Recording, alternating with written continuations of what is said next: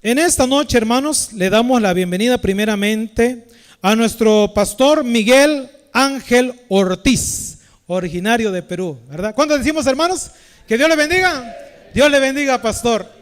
Y también nos visita nuestro hermano Matusalén López Cruz, director de la radio del Fuerte Pregón del Sureste. Amén, hermanos. Que Dios bendiga a nuestros hermanos. Bienvenidos, queridos hermanos, en esta noche. Y ahora, hermanos, dejo con ustedes, pongámonos de pie, hermanos, por favor, para recibir al pastor Miguel Ángel Ortiz en esta noche que nos trae la bendita palabra de Dios. Amén, hermanos. Su lugar, pastor. Bienvenido a la Iglesia Evangélica Benecer. Dios me lo bendiga, hermano. Pastor, Dios me lo bendiga. Bienvenidos. El tiempo por usted, hermano. Es un privilegio para mí estar en este lugar, mis hermanos, en esta iglesia evangélica Ebenecer, y verlos aquí que están llenos esta noche para que podamos estudiar la bendita palabra del Señor. Inclinen sus cabezas conmigo. Querido Padre, te damos gracias en este lugar porque nos has permitido llegar sanos y salvos. Bendice a esta iglesia que ha venido sedienta de escuchar tu palabra. Haznos comprender las cosas que hasta el momento no hemos entendido, y danos, Señor, el sabor de estudiar tu palabra como lo vienes haciendo ya de antemano. Glorificamos tu nombre, Señor, al Padre, al Hijo, al Espíritu Santo. Gloria a Dios, gloria a Dios, gloria a ti, Señor. Amén. Si nosotros abrimos la Biblia, acompáñenme conmigo, tomen sus asientos. En el libro de Daniel encontramos allí algo interesante que hoy en día es discutido desde varios puntos de vista. Daniel, el capítulo 7, yo quiero que ustedes abran sus Biblias conmigo y vamos a leer un par de versos allí que quisiera discutir con ustedes, porque este capítulo es tan impresionante que si nosotros rastreamos en la historia vamos a ver puntos muy importantes aquí. Daniel capítulo 7 dice así el verso número 23. Permítanme leerlo ya.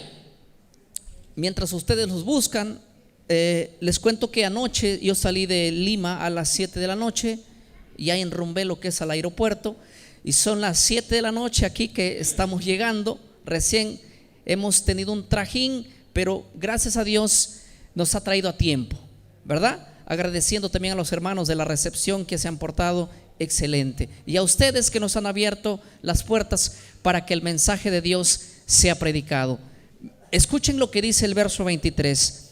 Dijo así: la cuarta bestia será un cuarto reino en la tierra, el cual será diferente de los otros reinos, y a toda la tierra devorará, trillará y despedazará.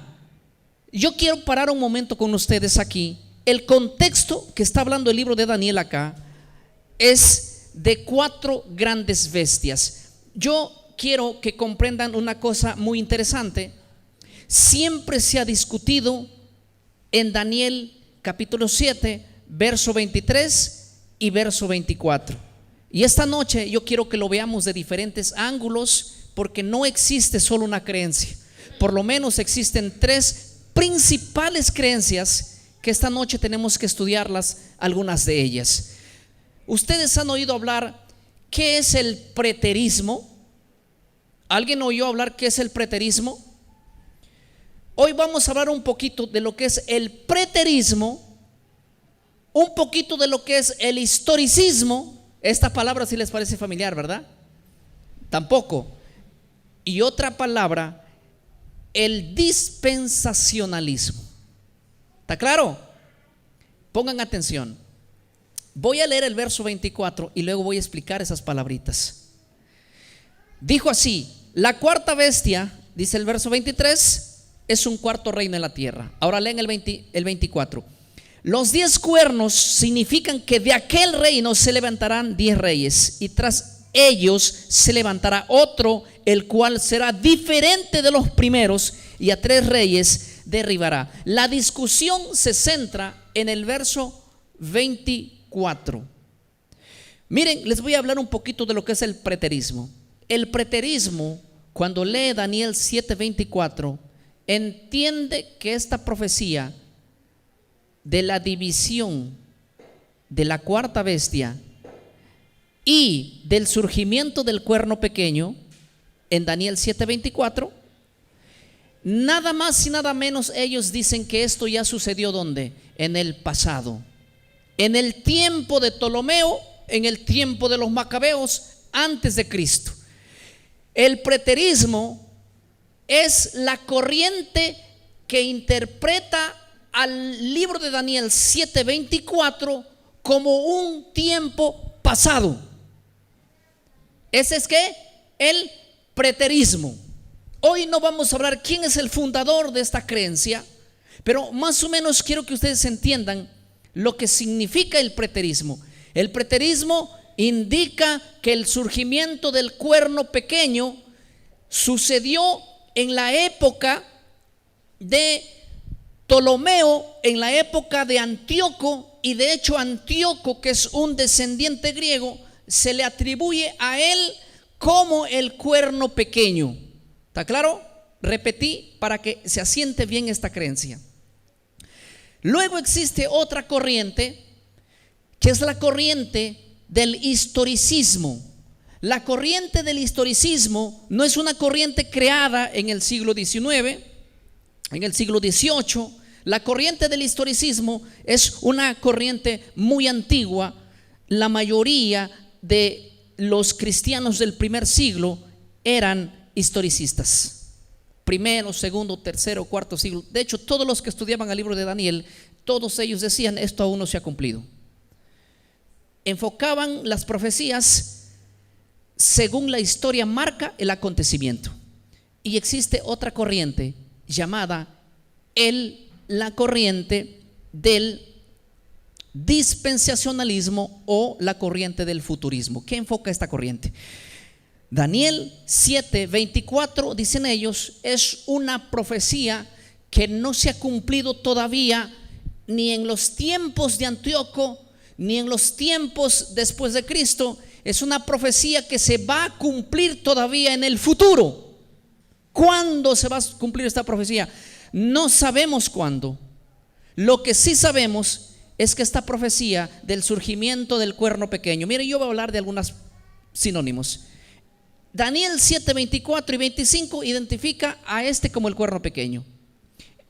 Tesalonicenses capítulo 2 identifica a este como el hombre de pecado. Apocalipsis 13 lo identifica como la primera bestia. Según el preterismo, esto ya aconteció antes de Cristo.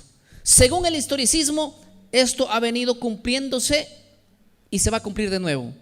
Y según la corriente del dispensacionalismo, nunca se cumplió y se va a cumplir recién en el tiempo que Dios lo permita, con un gran acontecimiento. Primer acontecimiento: la iglesia tiene que ser arrebatada y luego se manifestará este hombre de pecado o el cuerno pequeño, o lo que les vengo diciendo yo, cómo identificar a esto.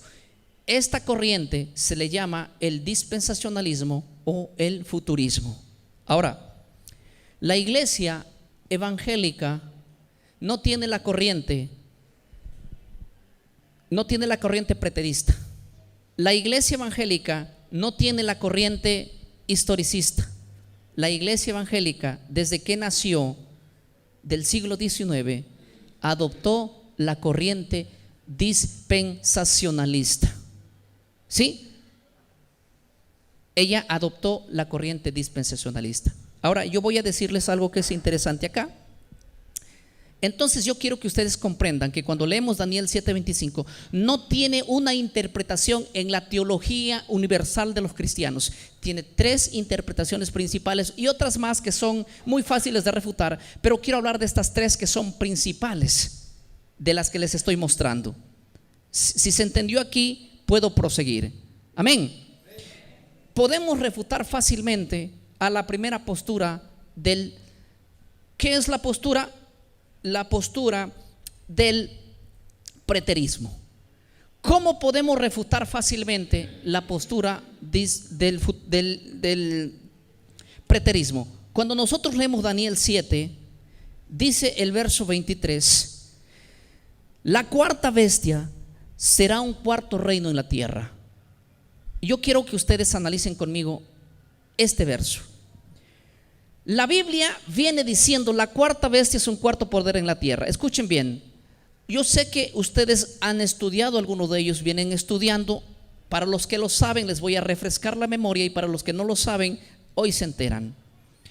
En la Biblia encontramos en Daniel 7, en Daniel 2, unas profecías que tienen un paralelismo casi similar, enfocando lo mismo. Una es más complementaria que la otra, pero hoy me centro en Daniel capítulo 7. En Daniel capítulo 7 hay 4 bestias, representando cada una de ellas a 4 imperios que surgirían en el planeta. Nadie puede negar que la primera es un león y representa al imperio de Babilonia. Eso no puede negarlo nadie, por más que seas apostólico, católico, romano, presbiteriano, testigo, mormón, adventista, lo que seas. Todos han llegado a la misma conclusión, que la primera bestia que surge en Daniel 7 es el imperio de Babilonia. Nadie puede refutar eso, porque no hay discusión en ello. ¿Y por qué no hay discusión? Porque lo afirma tanto la historia como lo afirma también la Biblia. En Daniel 2, capítulo 2, del verso 37 en adelante, afirma eso categóricamente. La segunda bestia surgida en Daniel 7 es el doble imperio de los medos y los persas. Eso nadie puede negarlo, porque lo afirma, seas apostólico, romano, seas evangélico, seas testigo, seas mormón, seas adventista, lo que seas. No hay discusión dentro de la iglesia que la segunda bestia sea el imperio de Medo y Persa. ¿Por qué? Porque lo afirma Daniel 8:20, y porque la historia universal demuestra eso. No hay duda de ello. La tercera bestia es el imperio de Grecia. Lo afirma Daniel 8:21, lo afirma categóricamente la historia, la teología, los diccionarios bíblicos, los teólogos de distintas denominaciones. No existe uno solo que diga no es Grecia. Todos han llegado a esa conclusión. Prácticamente es una creencia que, al igual que las demás, no hay discusión en ella. ¿Se entiende, verdad? El problema está cuando identificamos a la cuarta bestia. La cuarta bestia, miren, la Biblia dice que la primera bestia, literalmente dice la Biblia, es Babilonia. La segunda bestia es Medio y Persa, lo dice literalmente la Biblia. La tercera bestia lo dice literalmente la Biblia, que es Grecia. Identifica así con palabras literales. Y como la Biblia dice qué imperio es cada uno de ellos, no hay discusión. Pero ustedes sabían que la Biblia no habla de la cuarta bestia, ¿quién es? Solamente dice que un cuarto reino se levantaría en la tierra, pero la Biblia no dice literalmente quién es. No la dice por ningún lado. Y como la Biblia no lo dice, se han roto estas posturas que nosotros hoy estamos estudiando. Un grupo dice así: para nosotros la cuarta bestia no es esta. Otro dice, para nosotros es esta. Entonces, pero yo quiero mencionar que la mayoría de estudiosos de la Biblia, los mejores comentarios bíblicos, los mejores teólogos de la historia, los primeros cristianos a través de todas las edades, nunca han afirmado, escuchen bien, por 16 siglos nunca hubo el debate en quién era la cuarta bestia. Pongan eso en su cabeza, escuchen bien. Voy a decir de nuevo. Por 16 siglos todos los cristianos creían quién era la cuarta bestia. ¿Y saben qué creían los cristianos por 16 siglos? Que la cuarta bestia era Roma. ¿Está claro? O sea, quiere decir que la cuarta bestia, en la mente de la generación del primer siglo, en la mente de la generación del segundo, tercero, cuarto, quinto siglo, del siglo XIV, del siglo XV, del siglo XVI, ellos nunca dudaron que la cuarta bestia, ¿quién era? Roma. Y la Biblia menciona, yo voy a presentarles aquí un par de argumentos por la cual yo creo que la cuarta bestia sí era Roma. Primer argumento, porque fue el único poder que destruyó a los griegos en la batalla de Pigna en el año 168. La historia universal afirma que el único poder que derrumbó a los griegos fue Roma. Ese es el primer argumento fuerte, que es historia universal. Segundo, el único poder que la Biblia menciona en el siglo I que sometía a los pueblos, inclusive a los judíos, la Biblia dice que era Roma. Y no había otro poder después de los medos o de los griegos que no haya sido Roma. Y el tercer argumento es porque Pablo, a través de sus cartas, deja ver que Roma era el que tenía el imperio en el tiempo apostólico. Y un argumento más: la historia de los cristianos por 16 siglos afirmaron todos que Roma es la cuarta bestia. Amén. Muy bien. Yo creo que aquí no exista ningún preterista, y si existe un preterista, el preterista no cree que la cuarta bestia es Roma. El preterista no cree que la cuarta bestia es Roma. Y déjenme decirles una cosa importante. Los preteristas creen que Antíoco Epífanes, ustedes saben, les voy a decir algo, refresco la memoria. El imperio de Grecia se dividió después de la muerte de Alejandro en 4. Esto lo dice también Daniel 8, del 21 en adelante, que la tercera bestia, ¿sí?, que es identificado en Daniel 8 como un macho cabrío, tendría un cuerno grande, y ese cuerno, la Biblia dice, es el rey primero, y el rey primero de Grecia fue Alejandro. Cuando ese cuerno se quebró, salieron cuatro cuernos a esta bestia. Y en Daniel 7 ustedes van a ver que esta bestia, que es la misma, se identifica con 4 cabezas. Prácticamente lo que la Biblia está diciendo es que cuando cayó Grecia se dividiría en 4. Y así fue. Después de la caída de Grecia, de Alejandro Magno, cuando murió, Grecia se dividió ¿en cuántos? En 4. Escuchen bien, la división de Grecia fue en 4. El cuerno pequeño no puede salir de Grecia, como dice el preterismo, porque Daniel 7, 24 está diciendo: los 10 cuernos significan que de aquel reino se levantarán 10 reyes, y tras ellos se levantará uno. Pregunto, ¿de qué bestia se levantaría el cuerno pequeño? ¿De la primera, de la segunda, de la tercera o de la cuarta? ¿Ah? Díganlo, no tengan miedo de equivocarse, que aquí lo corregimos. De la cuarta. Y la cuarta no es Grecia. ¿La cuarta qué es? Roma.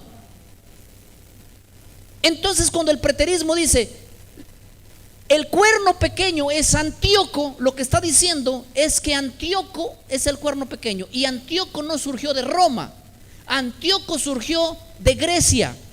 Cuando Grecia se dividió, uno de los imperios, el imperio Seleucido, de ahí se levanta un hombre llamado Antíoco Epífanes, el cual hizo muchas cosas terribles con el pueblo de los judíos.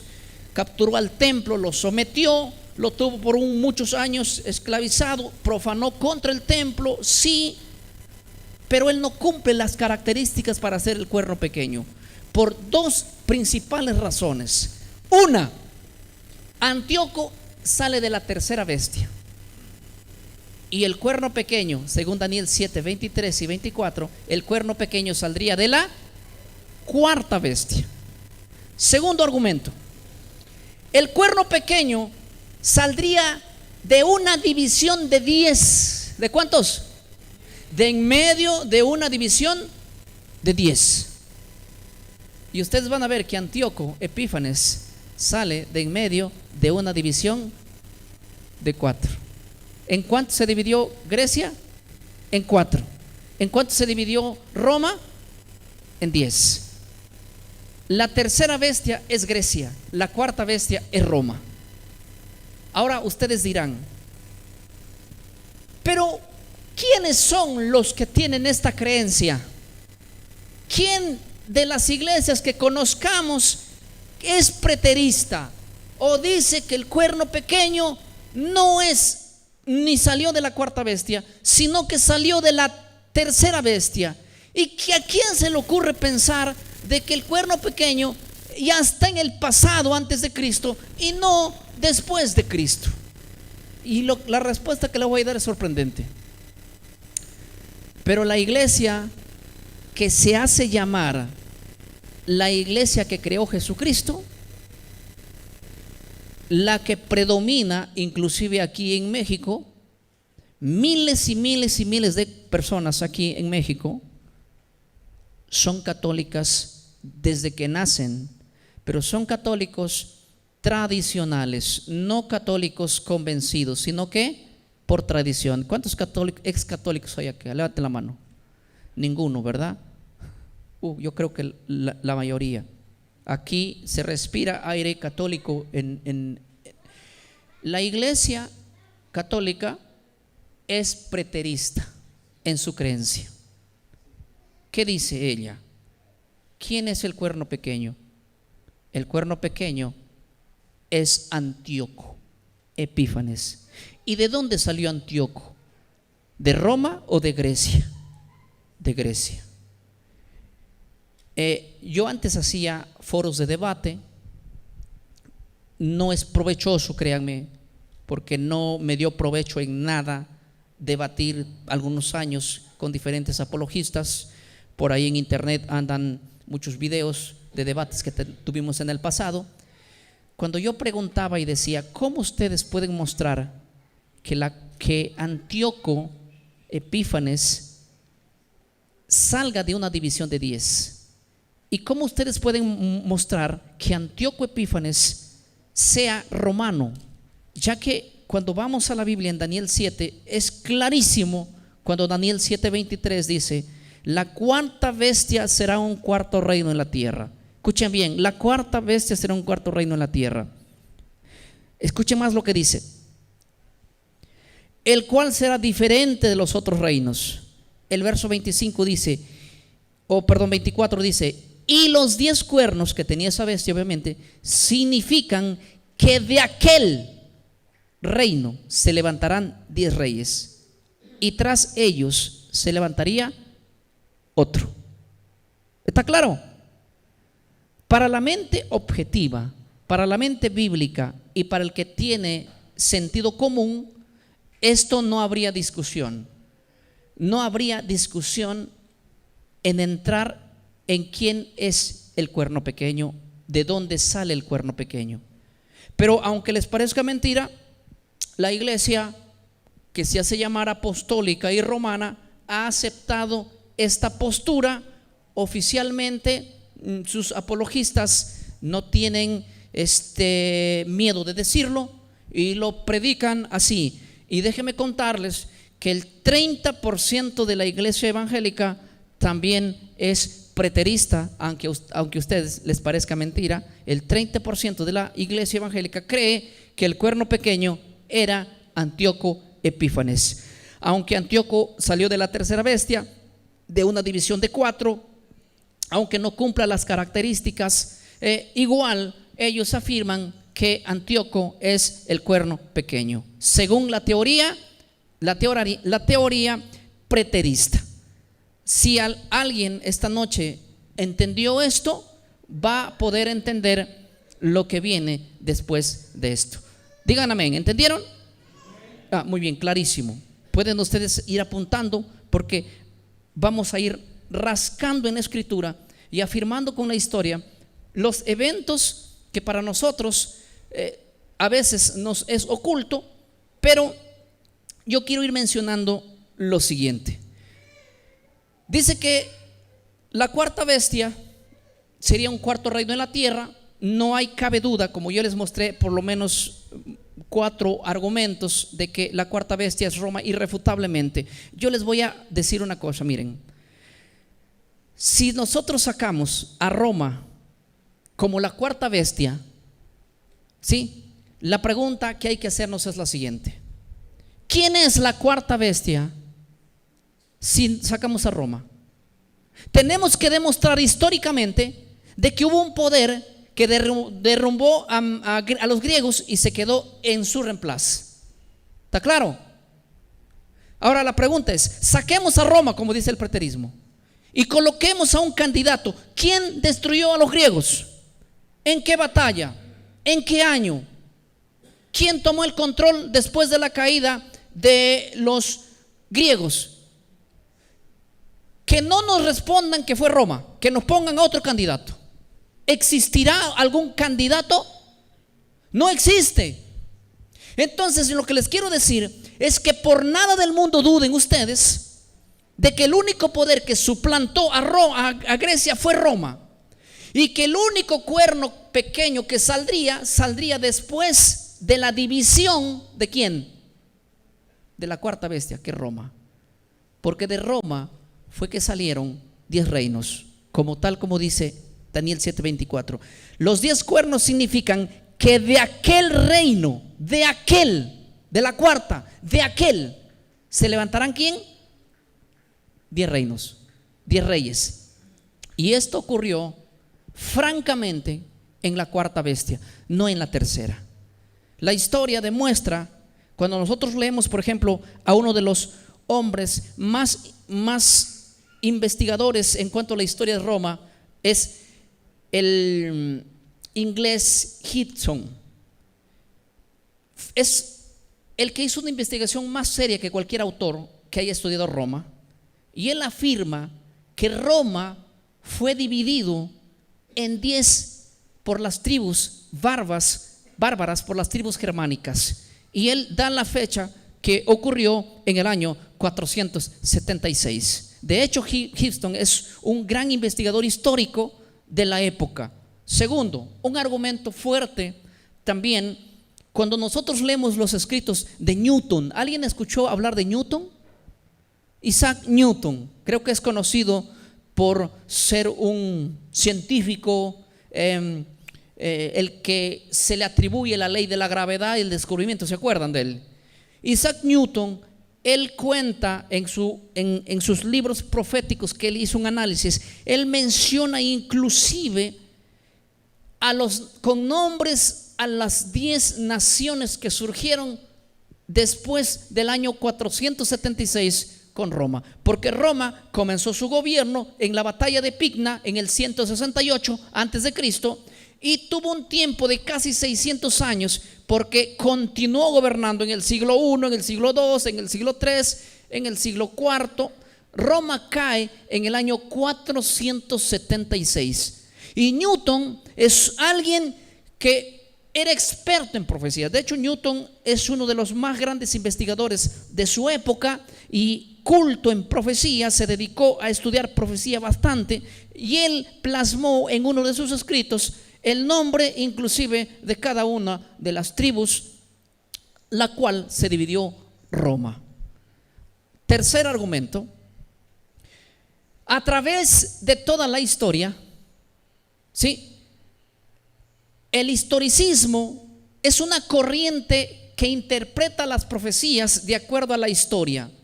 Déjenme decirles que desde los padres de la iglesia, cuando hablo de los padres de la iglesia, no estoy hablando de los padres de la iglesia católica, estoy hablando de los primeros cristianos que dirigían la iglesia. En el segundo siglo, Ireneo de León, desde Ireneo de León hasta el quinto siglo, todos ellos afirmaban que Roma se dividiría en 10. Antes de la caída de Roma, ellos venían diciendo: Roma va a caer, pero va a caer después de que caiga, se dividiría ¿en cuántos? En 10. ¿Y dónde habían leído ellos? ¿Dónde habían leído ellos? Ellos habían leído en Daniel 7:24. ¿De dónde más pudieron hablar o llegar a esa interpretación? ¿De dónde llegó esa interpretación Newton? ¿De dónde llegó esa interpretación los cristianos por 16 a 17 siglos? Todos agarraron ¿de dónde? De lo que estudiaron a través de toda la historia. El historicismo es la corriente más fuerte que tuvo en la interpretación de la Biblia, porque interpretaban que este acontecimiento no había sido en el pasado. Les voy a contar algo interesante. Miren, si es que el historicismo o el preterismo tiene razón, ¿qué es el preterismo? Los que dicen que esta profecía se cumplió ¿cuándo?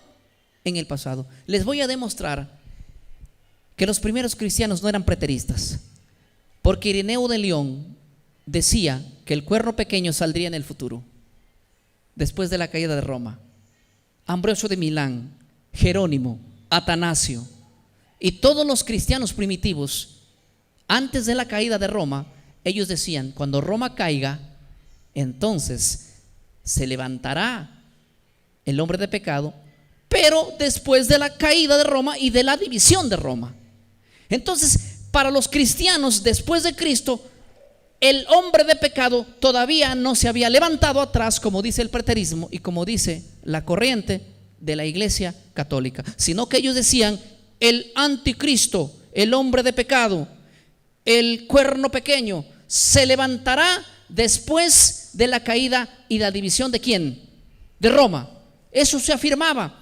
Entonces, los argumentos que el hombre de pecado se levantaría después de la caída de Roma son abrumadores y coherentes con la historia y la Biblia y con la infinidad de testimonios. Por lo tanto, lo que yo vengo esta noche es a decirles que el cuerno pequeño nunca ha tenido un cumplimiento antes de Cristo, sino que tendría su cumplimiento, ¿qué cosa? Después de Cristo. Que nunca tuvo su cumplimiento mientras Roma existía como poder, sino que tenía que caer Roma para que recién se levante ¿quién? Este personaje, que es el hombre de pecado, conocido en Tesalonicenses, en Daniel 7 conocido como el cuerno pequeño, en Apocalipsis 13 se identifica también, da aires allí al mismo poder, o llamémoslo la bestia que sube del mar, según Apocalipsis 13 del 1 en adelante. ¿Me dejé entender hasta aquí? Muy bien, entonces continúo para que podamos amoldar lo que este tema tiene que ver con nosotros, contigo o conmigo. Ahora, viendo esto, nosotros nos enfocamos en el verso 24, cuando dice: y tras ellos se levantará otro, el cual será diferente de los primeros, y a 3 reyes derribaría. Yo quiero que identifiquemos primeramente quién es este poder y en qué etapa surge.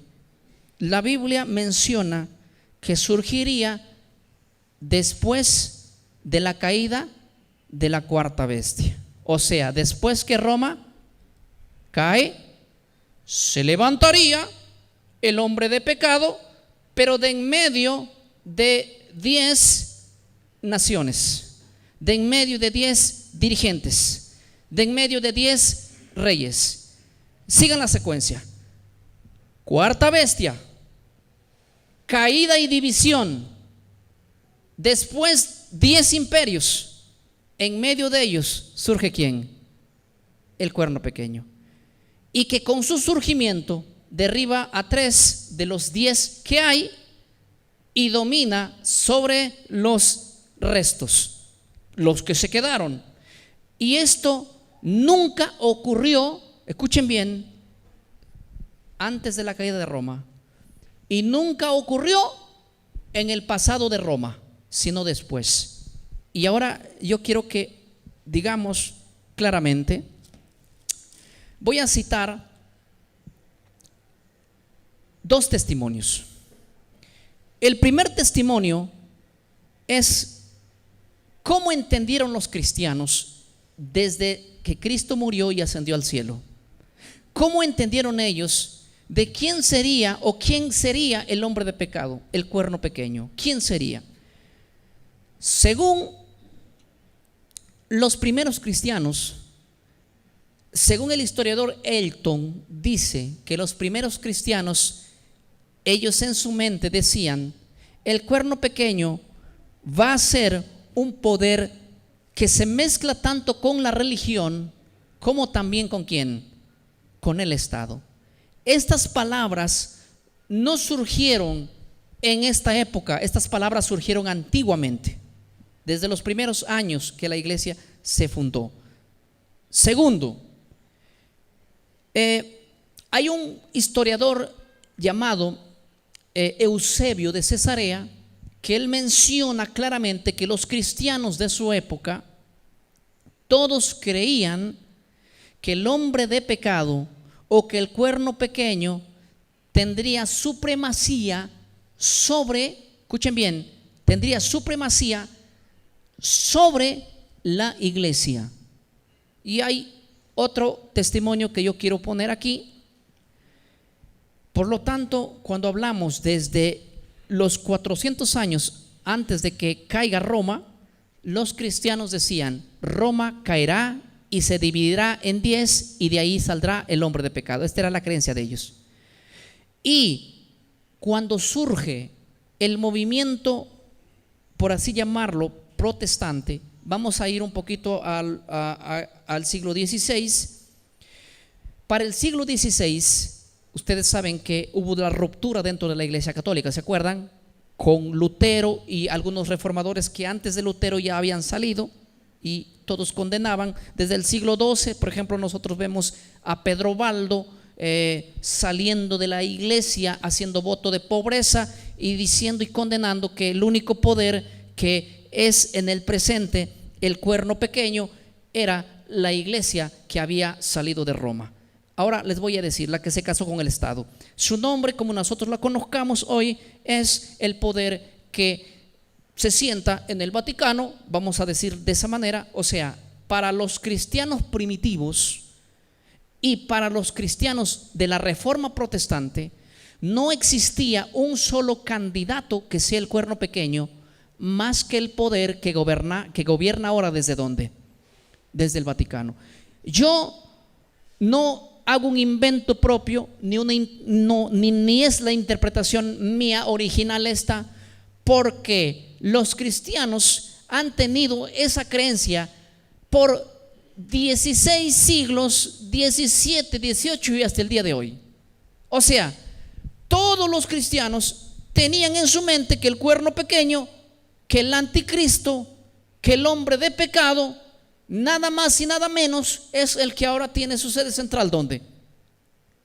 En Roma. ¿Está claro? Ahora, y eso es lo que ellos decían, tanto que los mataban. En serio. No tenían miedo de decirle.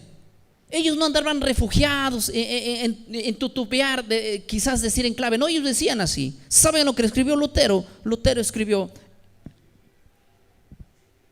el trono de donde se sienta el Papa es la silla de Satanás. Así escribía con esas palabras ¿quién? Lutero. Calvino repetía lo mismo. Y todos los reformadores murieron dando su vida ¿por quién? Por condenar y llamarle anticristo al que ellos consideraban quién era el anticristo. ¿Que estaban equivocados? No. ¿Por qué no? ¿Por qué no estaban equivocados? Porque el único poder que salió de Roma después de la división de Roma, sumergió a 3 imperios y gobernó Europa completa, fue el poder de la iglesia que se casó con el Estado. A ver, vamos a sacar a la iglesia que tiene su sede central en el Vaticano. Vamos a sacarlo, ¿sí? Supongamos que no es ella. ¿Sí? ¿Está claro? Van conmigo, piensen conmigo. Saquemos de ahí y pongámoslo a un lado. Esta es la pregunta. ¿Quién es? Tenemos que buscar en la historia a un poder que haya salido después de la división de Roma, de en medio de las 10 naciones que formaron la Europa antigua: vándalos, celos, ostrogodos, godos, visigodos, anglosajones, los suevos. De en medio de ellos saquemos a un poder que haya gobernado Europa por más de 1 milenio. Les invito a pensar. Supongamos que no es el cuerno pequeño a quien condenó Lutero, Calvino, a quien condenó Wycliffe, a quien condenó Newton, a quienes condenaron los padres de la iglesia. Saquemos a ese poder. Pongamos un candidato. ¿Alguien esta noche puede decir, posiblemente pueda ser? No, no existe ningún candidato. Todos los candidatos, todos no se ajustan. Porque escúcheme bien lo que les voy a decir, iglesia. No existe en los rastros históricos ni bíblicos, no existe ni en los rastros históricos ni bíblicos, escuchen bien, al candidato que si lo sacamos nadie va a llenar su lugar, porque el único poder que surgió después de la caída de Roma derribó a 3 de los imperios de los cuales se habían levantado, y el único poder que gobernó sobre los imperios que se quedaron, el único poder históricamente, es el poder que hoy tiene su sede central. ¿Dónde? No tengan miedo de decirlo. ¿Dónde? En el Vaticano. Escuchen bien, no existe otro candidato. No lo busquen por otro lado, ni bíblica ni históricamente. Por eso es que esta noche el tema probablemente podría ser un título: el anticristo identificado, o ya que identificado. Ahora, es muy penoso, a pesar de las evidencias bíblicas, a pesar de las evidencias históricas, a pesar de la creencia de nuestros antepasados que estudiaban la Biblia y estudiaban de verdad. Ellos no eran vagos como es la iglesia del día de hoy. Ellos sí estudiaban y se mataban y se quemaban las pestañas estudiando. Es magnífico de tal convicción que ellos tenían, que no les importaba morir quemados en la hoguera, pero su voz de ellos no se retractaba a decir: ustedes son el cuerno pequeño, ustedes son el anticristo. Ellos no tenían ese miedo. ¿Saben por qué morían? Porque no estaban hartos de la vida. ¿Saben por qué morían? Porque ellos morían condenando el pecado, condenando al enemigo, porque su guerra de ellos ha sido con el cuerno pequeño. La guerra de ellos ha sido con él, con ellos ha sido. Y los temas que hacían Lutero, les voy a decir una cosa. ¿Ustedes creen que Lutero escribía de la mujer samaritana? Vayan a leer los escritos de Lutero. ¿Qué escribía Lutero? Lutero hablaba, ¿saben cuál era el tema principal de Lutero? El tema principal de Lutero, ¿sí?, aparte de la justificación por la fe que él tenía, que él hablaba de una manera no como la entendemos hoy en día, por lo menos él tenía algo de luz en ello, pero escuchen bien, aparte de eso, el tema principal de Lutero era quién es el anticristo y cómo trazarse una línea de no una unión con ellos. Él había roto algo que jamás lo iba a solucionar para volver a unirse. Lutero era un hombre que ustedes van a ver que todos los reformadores marcaron una línea diciendo quién es el verdadero enemigo, y ni tenían unión ni tenían ecumenismo con ellos, porque sus temas que tenían eran brutales. Los escritos de Lutero eran tan tajantes, así con fuerza, de tal manera que por eso fueron perseguidos. Si Lutero no murió a manos del gobierno que tiene hoy su sede central en el Vaticano, es porque de alguna manera le dieron respaldo, protección, y porque él fue un hombre muy inteligente para no dejarse capturar así de fácil también. No se exponía como quizás lo hicieron otros de sus fieles acompañantes de él. Y lo que yo quiero decir lo siguiente es esto: si todos ellos dieron sus vidas, ¿de dónde salió el invento que el cuerno pequeño nunca ha existido todavía y que va a existir en el futuro. ¿Por qué hoy en día la iglesia evangélica? Porque nosotros nos creemos que somos los que sabemos todo. ¿Saben qué? La iglesia, hay muchas iglesias evangélicas que piensan que los únicos salvos vamos a ser nosotros. ¿De dónde salió esa idea? El católico dice el único salvo tiene que ser el que se hace católico. El mormón dice que si tú no eres mormón y no aceptas el libro del mormón, no eres salvo. Y si no te bautizas al nombre de los muertos como ellos lo hacen, no puedes tú ser salvo ni salvar a los muertos que están en los sepulcros. El testigo de Jehová dice que si tú no eres de los testigos de Jehová, tú no eres salvo ni vas a pertenecer a los 144,000. Y cada iglesia ha venido fraccionando, mostrando que si no perteneces a tal iglesia no puedes ser salvo. ¿Me explico? Más o menos para que ustedes tengan. Pero la iglesia evangélica también no es salvo de ese complejo, porque vivimos acomplejados diciendo que toda aquella persona que no es evangélico no es salvo. De tal manera que si nos creemos la iglesia de sana doctrina, la pregunta es la siguiente: ¿por qué hemos traicionado la historia? ¿Y por qué para nosotros no sirve nada la muerte de Lutero y de los reformadores de la iglesia? ¿Por qué la guerra que ellos tenían nosotros le hemos declarado paz? ¿Saben ustedes hoy día que la iglesia evangélica ha hecho ecumenismo con el papado? ¿Sabían o no sabían? En los tiempos de Lutero eso no sucedía. ¿Por qué? Lutero primero muerto que ir a hacer ecumenismo con el papa. Porque la propuesta que le hicieron a Lutero fue fuerte. El cargo que le iban a dar era fuerte. Las palabras que él debía pronunciar era que se retracte lo que está haciendo. Y Lutero dijo: yo no puedo irme en contra de ¿qué? De mi conciencia. Sí, pero hoy en día la iglesia le ha traicionado a los 16 siglos de historia y a los 16 siglos de creencia que tuvo la iglesia. ¿Saben hoy día? Los temas que se tocan dentro de una iglesia evangélica nunca son el capítulo 7 de Daniel. Una, porque no se sabe. Dos, porque no nos conviene, ya que toda la iglesia, por así decirlo, en su gran mayoría, y no quiero hacer una generación apresurada, está llena de doctrinas que son completamente católicas. Y lo peor de todo es que hay iglesias que saben quién es el anticristo, quién es el cuerno pequeño, quién es el enemigo, y se están sentando juntos a tomar un café y a comer y abrazándose con el máximo representante del anticristo aquí en la tierra.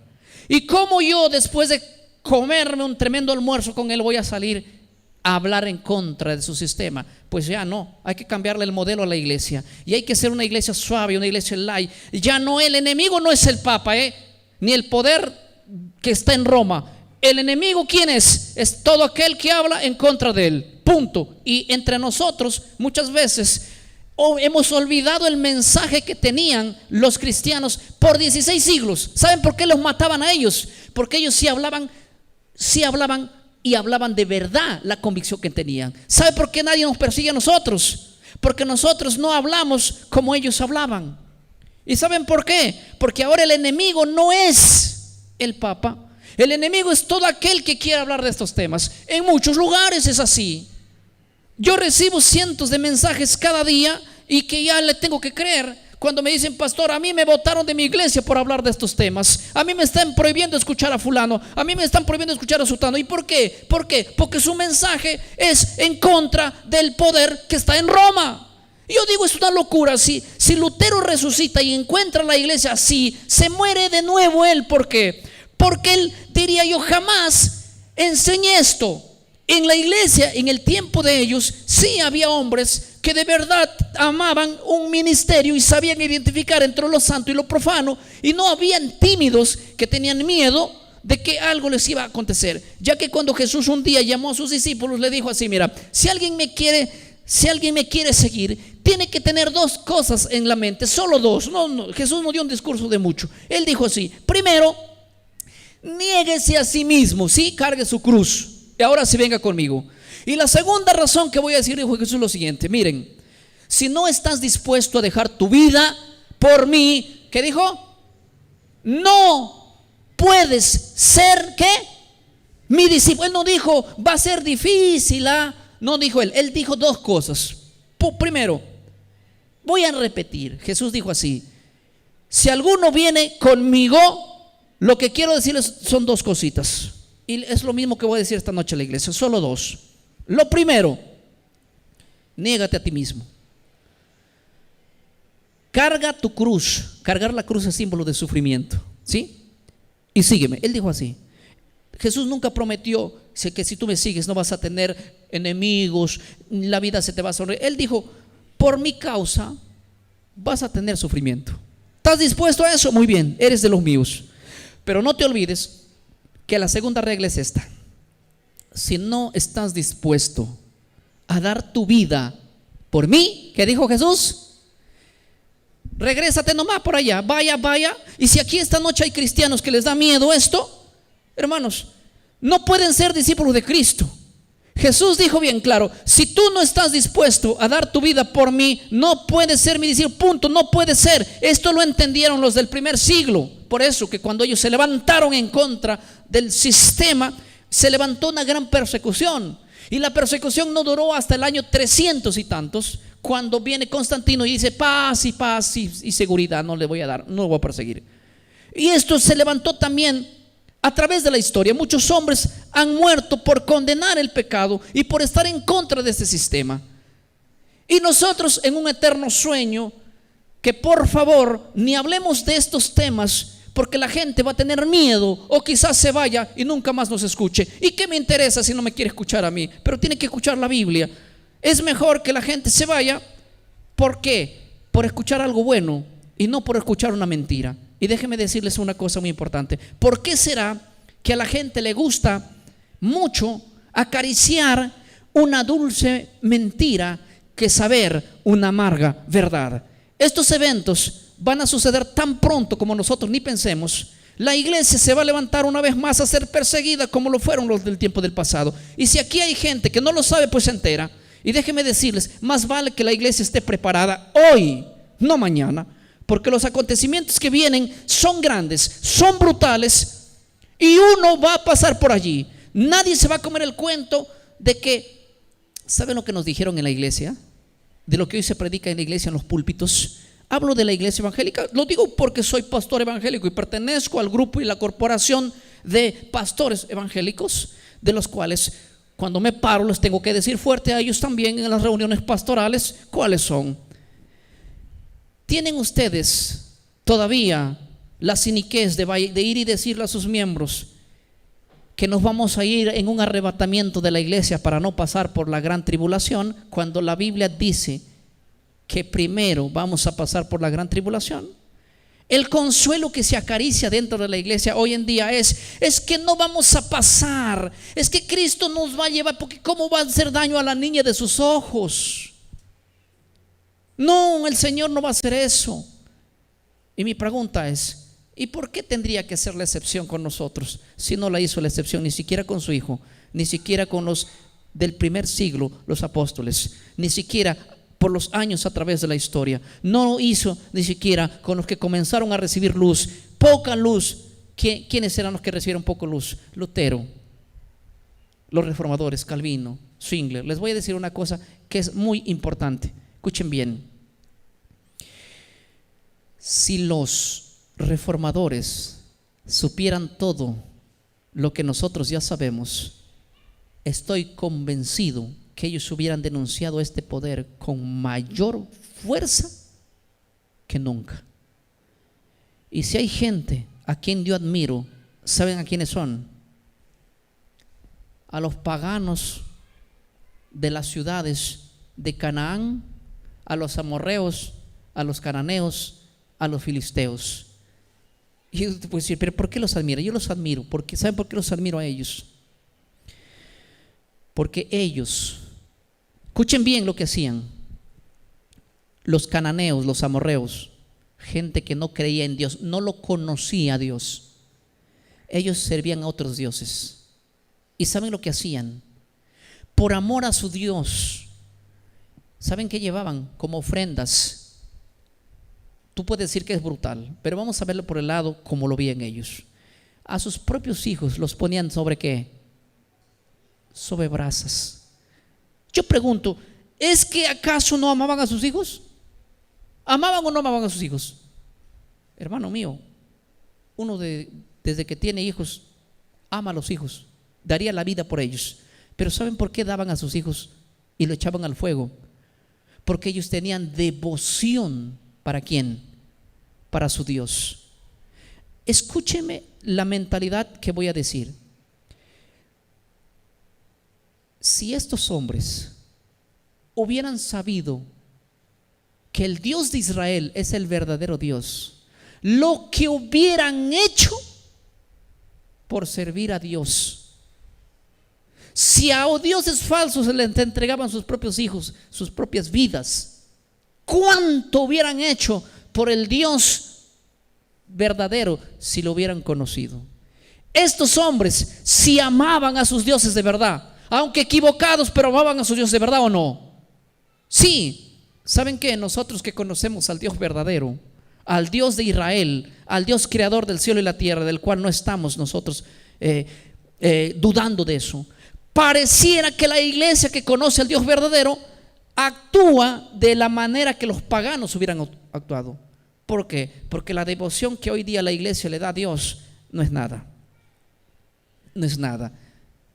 Aquí el pastor me puede desengañar. Yo sé que hay gente que ama a Dios, pero la gran mayoría de cristianos de hoy en día son cristianos fríos, ingratos con Dios. Les sirven cuando se acuerdan y les sirven al modo de ellos, como quieren. Y como la iglesia está así, por eso es que el enemigo reina en el conocimiento que ha influido en esta nación, en estos pueblos inclusive. ¿Por qué es posible? Venía de entraba a una catedral en República Dominicana, en Higüey, una de las catedrales más grandes de la iglesia católica. Me contaban que debajo había subterráneos y muchas cosas allí que ellos tenían de su historia antigua, que había casi una ciudad debajo de esa tremenda basílica similar. Yo creo que es una réplica del Vaticano. Bueno, les dije, yo quiero entrar, quiero conocer. Algunos cristianos dijeron, no, nosotros no hemos entrado ahí, no vamos a entrar a la casa del diablo. Bueno, yo le dije, bueno, yo quiero entrar a la casa del diablo porque más mayor es el que vive en mí que el que gobierna aquí adentro. Yo voy a ir. Entré, hice un video, filmé todo, y ustedes no saben cuánta cantidad de personas en ese lugar. Cientos de personas entrando, y los carros de lujo estacionados afuera. Aquí adelante había una estatua grande y brillaba. Tengo un son muy bueno de la cámara, lo enfoqué y me decían los hermanos, eso que ves ahí es oro, todo es oro, bañado en oro. Es esa imagen allí que está, que se llama, bueno, no me acuerdo el nombre. Pero ¿por qué es posible? ¿Qué es lo que pasó? Que la multitud de personas hoy en día estén afiliados y perteneciendo al poder que se le conoce como el cuerno pequeño, y solamente unos cuantos creamos y digamos que esto no es así, que el cuerno pequeño, y le llamemos al cuerno pequeño con el nombre que se llama. ¿Está claro? Quiero aclarar algo. Nunca dije, no voy a decir tampoco que el cuerno pequeño es la iglesia católica. Eso yo no lo voy a decir nunca. ¿Por qué? Porque la iglesia católica no conoce ni siquiera de estos temas. La iglesia, los hermanos de la iglesia católica son gente sincera que ama a Dios a su modo. Yo he conocido católicos que darían su vida por Dios, así en su ignorancia como están. Y he conocido que gente que conoce de Dios y que conoce de sus mandamientos y que es mucho y sabe mucho en profecía y que sabe todas las verdades casi absolutas, no amar a Dios con nada, ser unos hipócritas, sencillamente unos envanecidos, y tener una vida doble cuando nadie lo ve.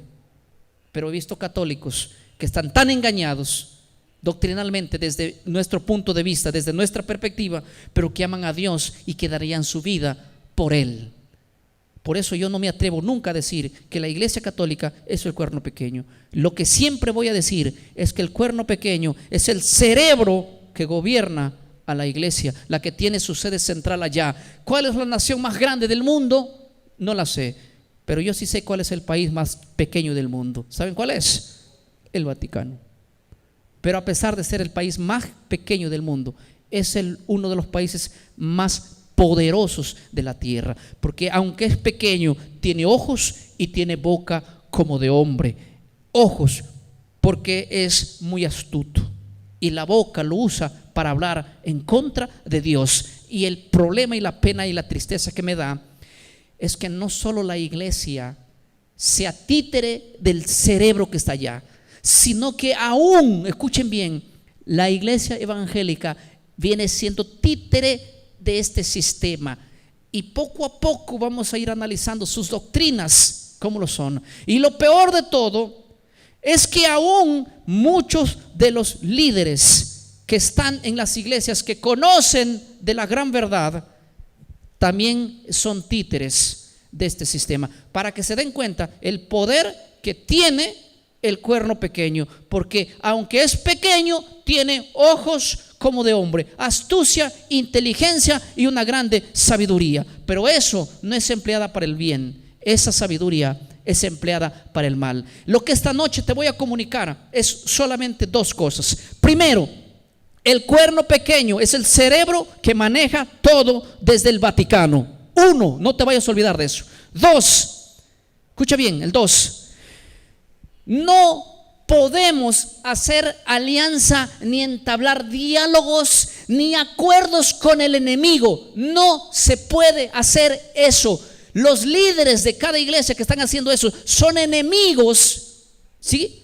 Caín no puede estar junto con Abel, lo va a matar el uno al otro, lo va a matar. No debe existir.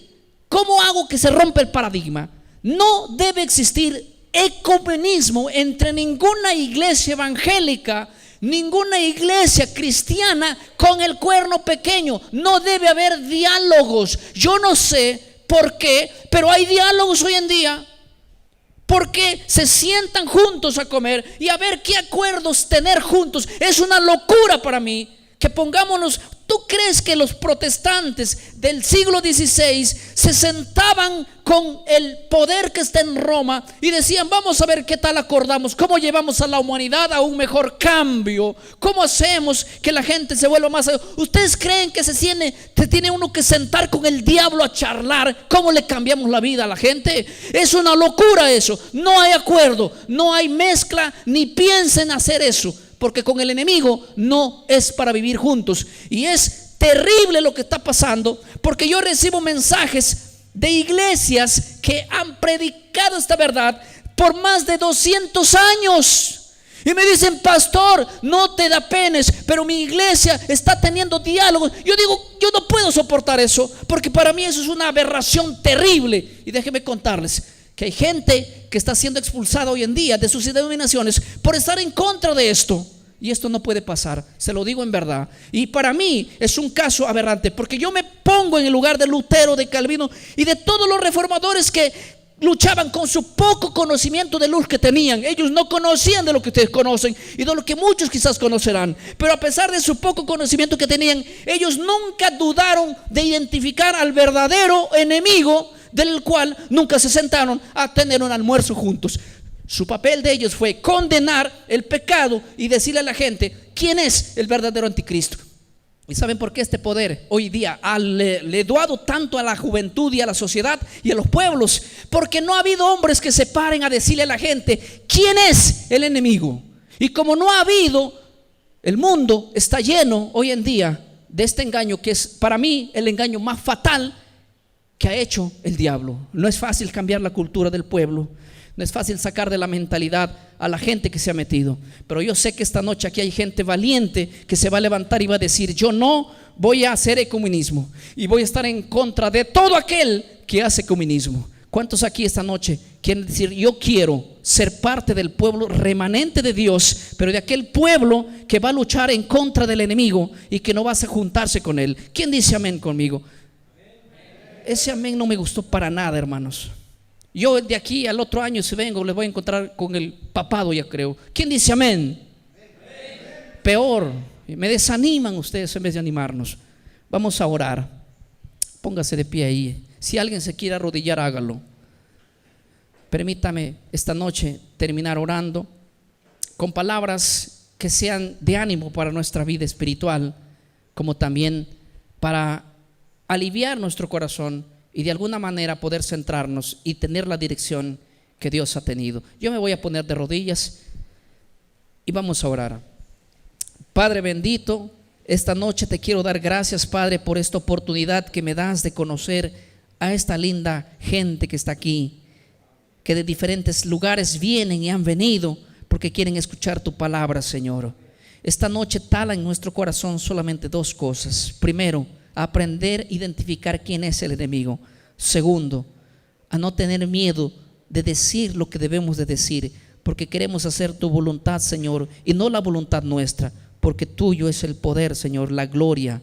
Todo lo que hay depende de ti. Bendice a estos hermanos que han venido, Señor, seguros creyendo en tu palabra. Levántalos, sé como la lluvia, Señor, que renuevas sus corazones, aquellos corazones áridos que están caídos, aquellos corazones secos que se han levantado hoy en día. Solamente tú puedes, Señor, leduar con el agua nuestro bendito corazón. Te pido que esta noche puedas bendecir este pueblo y puedas hacernos hombres de decisión y de victoria para pararnos, Señor, con autoridad, con fuerza y llamarle al enemigo por el nombre que él tiene. Pedimos esto porque creemos en el nombre de Jesús. Amén y amén. Que el Señor los bendiga, hermanos. Para mí ha sido un gusto esta noche tener palabras delante del Señor, y que Dios, si solamente Él, pueda manejarnos en estos días que vamos a estar hablando de grandes verdades y restaurando las verdades que Dios quiere que lo hagamos. Dios los bendiga una vez más en el nombre del Señor. Amén.